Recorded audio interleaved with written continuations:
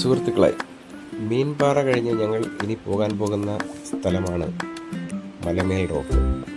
ഇവിടെ ദൃശ്യാനുഭൂതി മാത്രമല്ല, കുറച്ച് ആത്മീയതയും ആഗ്രഹിച്ചു വരുന്നവർക്ക് ഒത്തുചേരാൻ പറ്റിയൊരു ഇടമാണ് മലമേൽ ഇക്കോ ടൂറിസം. തിരുവിതാംകൂർ ദേവസ്വം ബോർഡിൻ്റെ കീഴിലുള്ള മലമേൽ ഇരുമ്പൂഴിക്കുന്ന് ശ്രീ ശങ്കരനാരായണ സ്വാമി ക്ഷേത്രം ഇവിടെ മലമുകളിൽ സ്ഥിതി ചെയ്യുന്നു. മാനസികോല്ലാസത്തിനും ആത്മീയതയ്ക്കും മലമേൽ ഒരു നല്ല സ്ഥലമാണ്. അതിനു പുറമെ ഇവിടെ നാടുകാണിപ്പാറ എന്നൊരു മലയുണ്ട്. അതിന് മുകളിൽ നിന്ന് നോക്കിയാൽ ആ ഒരു ഭൂപ്രദേശം മൊത്തത്തിൽ നമുക്ക് കാണാൻ കഴിയും. അതുപോലെ തന്നെ നമ്മുടെ ചടയമംഗലം ജടായുപ്പാറയും നമുക്ക് ഇവിടെ നിന്നും കാണാൻ കഴിയും. ഞങ്ങളിവിടെ ആദ്യമായാണ് പോകുന്നത്, പക്ഷേ നിരാശരായി മടങ്ങേണ്ടി വന്നില്ല. അത്രയ്ക്ക് മനോഹരമാണ് ഇവിടെ. നിങ്ങൾ ഒരു പ്രാവശ്യമെങ്കിലും ഇവിടെ വരണം. ഇപ്പോൾ കുട്ടികളുടെയൊക്കെ സ്കൂൾ വെക്കേഷൻ ആയതുകൊണ്ട് കുട്ടികളെക്ക് വന്ന് കാണാൻ ആസ്വദിക്കാനും പറ്റിയ ഒരിടമാണ്. വൈകിട്ട് ഇവിടെ നിന്നും നമുക്ക് സൂര്യാസ്തമയം നല്ല ദൃശ്യമാണ്.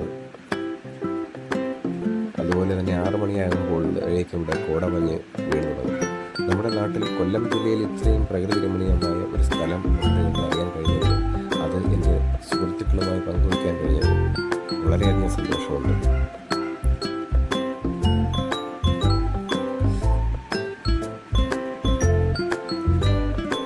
ഇനിയും ഒരു പ്രാവശ്യം കൂടി അവിടെ പോകണം. കാരണം ഞങ്ങൾ മീൻപാറ നിന്ന് കുറച്ച് വൈകിപ്പോയി. ആദ്യം ഞങ്ങൾ പോയത് മീൻപാറയിലാണ്. അവിടുത്തെ വാട്ടർഫോൾസിലും വെള്ളത്തിലും ഒക്കെ കുളിച്ച് സമയം പോയത് അറിയില്ല. അത് കഴിഞ്ഞാണ് ഞങ്ങൾ ഇവിടെ വരുന്നത്. പക്ഷേ വന്നതിൽ ഒട്ടും നഷ്ടം തോന്നില്ല, കാരണം അത്രയ്ക്ക് മനോഹരമാണ്. ഇപ്പോൾ നമ്മളിവിടെ വന്ന്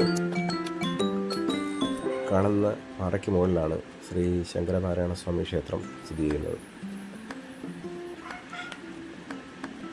ഈ നടപ്പാത നേരെ പോകുന്നത് ഈ ക്ഷേത്രത്തിലേക്കാണ്.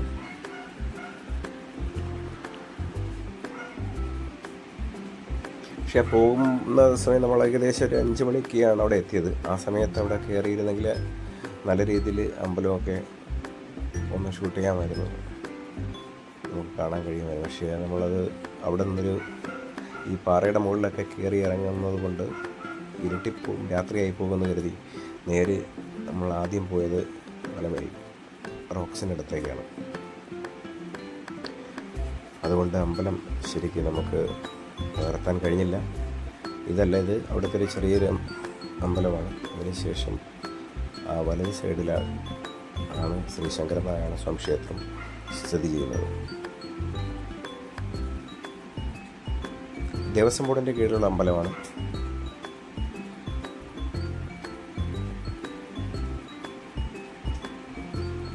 എന്തായാലും ഒരു പ്രാവശ്യമെങ്കിലും ഇവിടെ പോകാൻ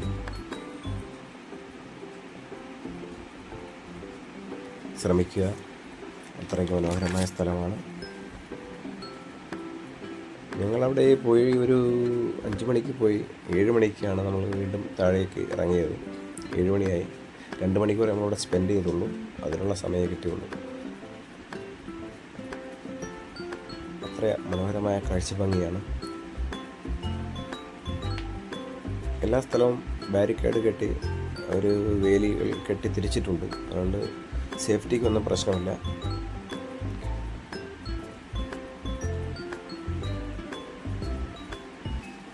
ഇപ്പോൾ തന്നെ ഏകദേശം മഞ്ഞ് വീണ് തുടങ്ങി. നമുക്ക് ആ ദൂരക്കാഴ്ചയിൽ നിന്ന് മനസ്സിലാക്കാം.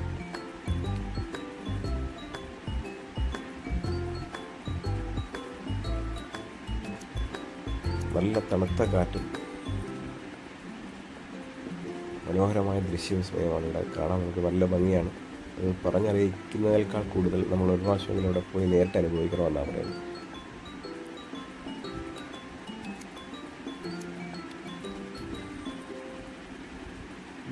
ഇവിടം സന്ദർശിക്കുന്നവർക്ക് വേണ്ട അത്യാവശ്യ സൗകര്യങ്ങളെല്ലാം ടൂറിസം ഡിപ്പാർട്ട്മെൻറ്റ് അവിടെ ഒരുക്കിയിട്ടുണ്ട്. ചെറിയ റെസ്റ്റോറൻ്റ് ഉണ്ട്.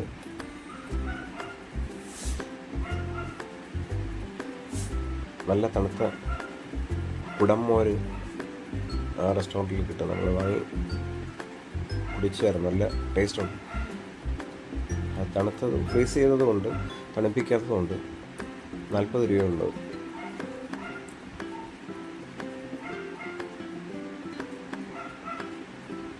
നമ്മൾ ഈ നിൽക്കുന്ന സ്ഥലത്ത് നിന്ന് ഇനി നമ്മൾ പോകുന്ന സ്ഥലമാണ് കണി.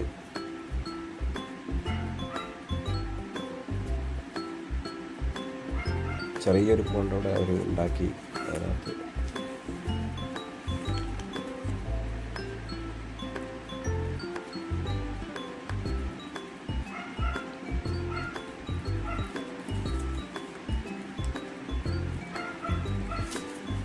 ഇനി നമ്മൾ ഇവിടുന്ന് കുറച്ചുകൂടി മേലോട്ട് പോകണം. നാടുകാണിപ്പാറ എന്ന് പറയുന്ന ആ റോക്ക് ഇവിടെ നിന്നും കുറച്ചുകൂടി മേളിലോട്ട് പോകണം. അവിടെ കയറി പോവുക ഒരു ടാസ്ക്കാണ്. പക്ഷേ വളരെ മനോഹരമായ വ്യൂ ആണ് അതിൻ്റെ മുകളിൽ കയറി നിന്ന് കഴിഞ്ഞാൽ. ഇതവരവിടെ ചെറിയൊരു പോണ്ട് കെട്ടി അതിനകത്ത് വളർത്തുന്ന അമ്പലമാണ്. ഞാൻ ആദ്യം കരുതിയത് അവിടെ മുകളിൽ കുളമായിരിക്കുമെന്നാണ് കരുതിയത്. പക്ഷേ അല്ല, അത് അവർ നിർമ്മിച്ചതാണ്.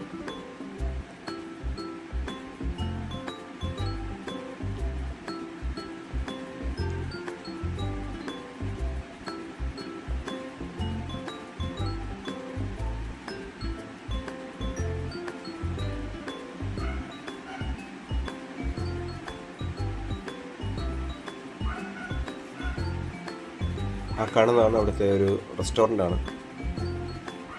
ചായയും കോഫിയും അത്യാവശ്യം കഴിക്കേണ്ട സാധനങ്ങളെല്ലാം ഉണ്ട് അവിടെ.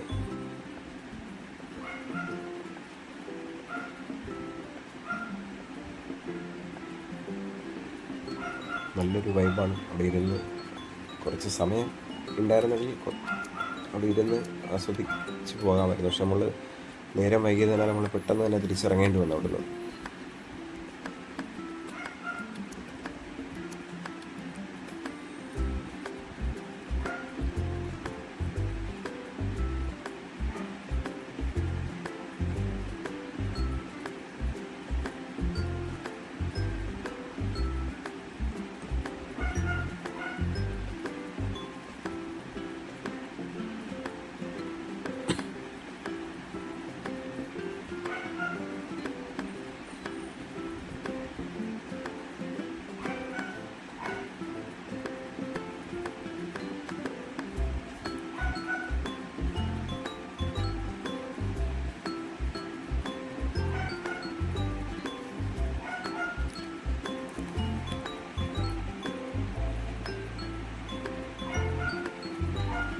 ഒരിക്കലും ഈ ചൂട് സമയത്ത് ഉച്ചയ്ക്ക് പോകരുത് കേട്ടോ.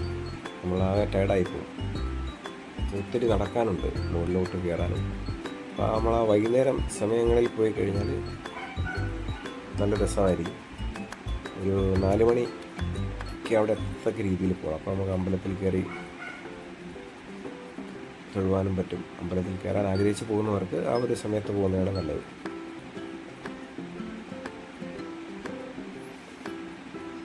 ഇനി നമ്മൾ മുകളിലോട്ട് പോകാൻ ഉള്ള വഴിയാണത്.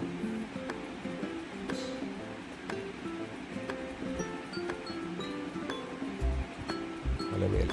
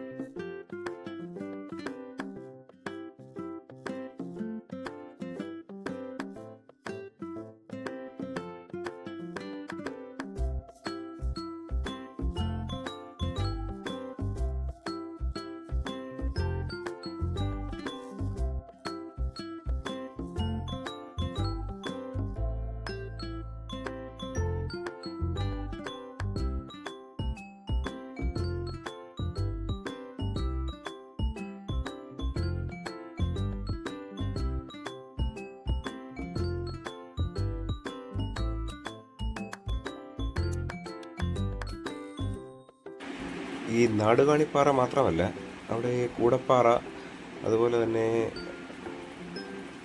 3-4 വ്യത്യസ്തമായ സ്ഥലങ്ങളുണ്ട്. അതിന് മുകളിൽ തന്നെ നമുക്ക് കാണാം. നാടുകാണിപ്പാറയോട് ചേർന്ന് തന്നെയാണ് ഇതെല്ലാം. അതിന് മുകളിലെല്ലാം നമുക്ക് കയറി നിന്ന് ഇതുപോലെ ഉള്ള വിഷ്വൽസ് നമുക്ക് കാണാൻ കഴിയും. അതിമനോഹരമായ കാഴ്ചകളാണ്. അത് നേരിട്ട് കണ്ട് തന്നെ മനസ്സിലാക്കേണ്ടതാണ്. പക്ഷെ അത് നമ്മൾ ആദ്യമായിട്ട് ആണ് അവിടെ പോകുന്നതെങ്കിലും നമ്മുടെ ഈ കൊല്ലം ജില്ലയ്ക്കകത്ത് ഇത്രയും മനോഹരമായ സ്ഥലമുണ്ടെന്ന് ഞാനിപ്പോഴാണ് അറിയുന്നത്. ഇത് ഇപ്പോൾ പുറമേയുള്ള ആൾക്കാരൊക്കെ അറിഞ്ഞു വരുന്നതേ ഉള്ളൂ. ഇപ്പോൾ കുറച്ച് ഡെവലപ്പായി വരുന്നതേ ഉള്ളൂ. പക്ഷെ കാണേണ്ട സ്ഥലമാണ് കേട്ടോ. അത്രയ്ക്ക് മനോഹരമാണ് ആ കാഴ്ചകൾ. നമുക്ക് ആ ഒരു ഏരിയ മൊത്തം, ആ കൊട്ടാരക്കര സൈഡെല്ലാം ഈ നാടുകാണിപ്പാറയുടെ മുകളിൽ നിന്ന് നമുക്ക് കാണാൻ കഴിയും. പകല് കാണുന്നതിനേക്കാൾ കൂടുതൽ ദൃശ്യം കാണാൻ ഭംഗി രാത്രിയിലാണ്. പക്ഷെ രാത്രി കാലങ്ങളിൽ 7 മണി വരെ അനുവദനീയമുള്ളൂ പാറയ്ക്ക് മുകളിൽ. ആ കാണുന്ന പാറയ്ക്ക് മുകളിലോട്ടാണ് നമ്മളിനി പോകാൻ പോകുന്നത്. അതാണ് നാടുകാണിപ്പാറ. അവിടെ തിരിച്ച് കയറാനും ഇറങ്ങാനും ചെറിയൊരു ബുദ്ധിമുട്ട് ഉണ്ട്. അതുകൊണ്ടാണ് രാത്രി കഴിവതും പോകാതിരിക്കുന്നതാണ് നല്ലത്.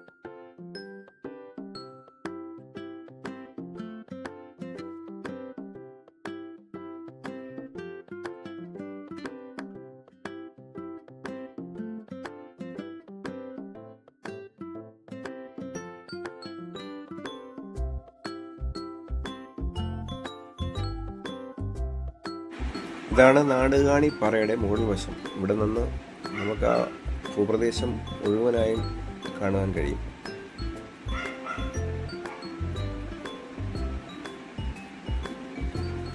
ഇവിടെ നിന്ന്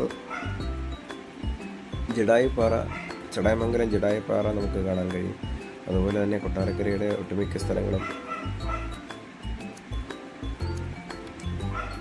ഇവിടെ നിന്ന് കാണാൻ കഴിയുന്നതാണ്. നല്ല തണുത്ത കാറ്റാണ് ഇതിന് മുകളിലെത്തിക്കഴിഞ്ഞാൽ. നമ്മൾ ആ നടന്നു വന്ന ക്ഷീണമൊന്നും മുകളിൽ ചെല്ലുമ്പോൾ അനുഭവപ്പെടില്ല. കാര്യം അത്രയ്ക്ക് നല്ല കാറ്റും നല്ലൊരു അറ്റ്മോസ്ഫിയറാണ് അവിടെ നിന്ന്. ഒത്തിരി ആൾക്കാരുണ്ട്. ആ സൈഡിലുള്ള ആൾക്കാരിരിക്കുകയാണ്.